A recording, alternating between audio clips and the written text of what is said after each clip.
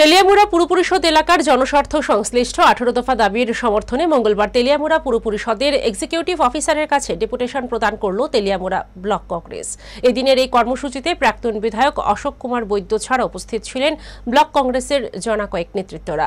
স্মারকলিপি পুর পরিষদের এক্সিকিউটিভ অফিসারের কাছে দলিল করে বেরিয়ে যাবার পথে সাংবাদিকদের মুখোমুখি হন প্রাক্তন বিধায়ক অশোক কুমার বৈদ্য। তিনি জানান, এই দাবিগুলো সম্পর্কে পুর পরিষদের চিফ এক্সিকিউটিভ অফিসার যৌক্তিকতা স্বীকার করে ঊর্ধ্বতন কর্তৃপক্ষের গোচরে নিয়ে যাওয়ার ব্যাপারে প্রতিশ্রুতি দিয়েছেন।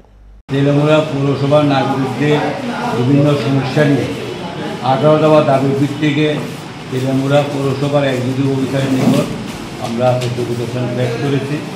এর মধ্যে উল্লেখযোগ্য হলো তেলিয়ামুড়া প্রপার্টি ট্যাক্স, পৌরসভার প্রপার্টি ট্যাক্স অনেক বেড়ে গিয়েছে। প্রপার্টি ট্যাক্সে কমানো, তেলিয়ামুড়া পৌরসভা এলাকার পরিচিত পানীয় জল সরবরাহ করা, তেলিয়ামুড়া পৌরসভা যে কাজ হয় কনস্ট্রাকশন ওয়ার্ক বা সাপ্লাই, যে কোনো সাপ্লাই আজ পর্যন্ত সেটা টেন্ডার হয় না। এটা হচ্ছে অনতিবিলম্বে টেন্ডারের মাধ্যমে যাতে পৌরসভা কাজগুলি করা হয়।